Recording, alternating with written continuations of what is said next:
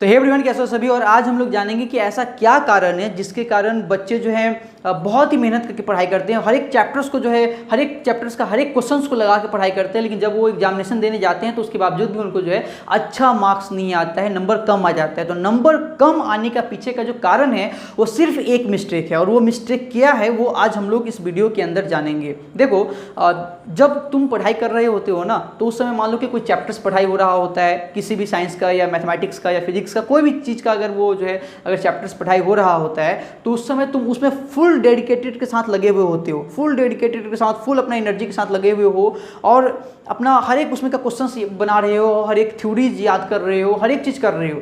लेकिन उसके बावजूद भी जब तुम एग्जाम देने गए तो नंबर कम आ गया। तो इसका कारण क्या है कि जब तुम एक चैप्टर्स को, कोई पार्टिकुलर चैप्टर्स को पढ़ रहे होते हो, तो उस समय तुम अपना पूरा फोकस, पूरा माइंडसेट उसमें डाले हुए रहते हो। और जैसे वो चैप्टर्स खत्म हो जाता है और एक नया चैप्टर के अंदर तुम जाते हो, एक नया चैप्टर्स, फिर नया चैप्टर स्टार्ट करते हैं आपके टीचर्स, उसके बाद क्या होता है कि आप इस चैप्टर से छलांग लगा के उस चैप्टर में चले जाते हो और यही पूरा फोकस, यही पूरा माइंडसेट उस चैप्टर में डाल देते हो, पूरा उसमें डेडिकेटेड हो गया, पूरा जो है अपना माइंड लगा दिए।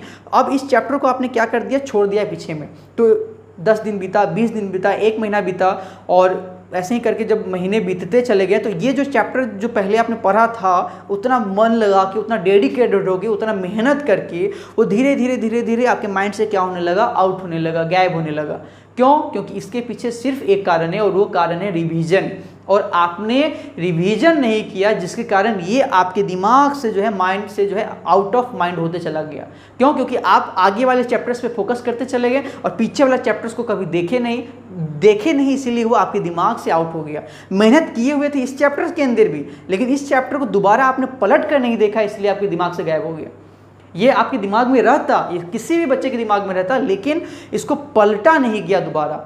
हर एक चैप्टर्स को हम लोग मेहनत किए, उसमें मेहनत करके आगे चले गए, फिर उस चैप्टर्स में मेहनत किए, आगे चले गए, लेकिन उस चैप्टर को दोबारा हम लोग देखे नहीं। यही सबसे बड़ा कारण है, यानी हम लोग रिवीजन नहीं करते हैं।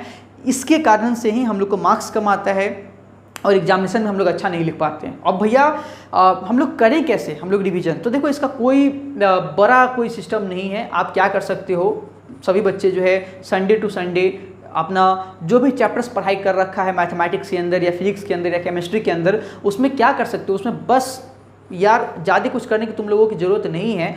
अपना क्या करना कि मैथमेटिक्स के अंदर कोई चैप्टर्स अगर मान लो कि तुमने 5 चैप्टर्स पढ़ रखे हुए हो और छठा चैप्टर तुम्हारे अभी पढ़ाई हो रहा है, तो छठा चैप्टर तो पढ़ाई ही हो रहा है, लेकिन जो 5 चैप्टर जो तुमने पढ़ रखा है, संडे टू संडे क्या करना है कि हर एक चैप्टर से कम यार ज़्यादा बनाने की कोई ज़रूरत ही नहीं है, कम से कम 2 क्वेश्चन, 3 क्वेश्चन जो है हर एक चैप्टर से लगा लो।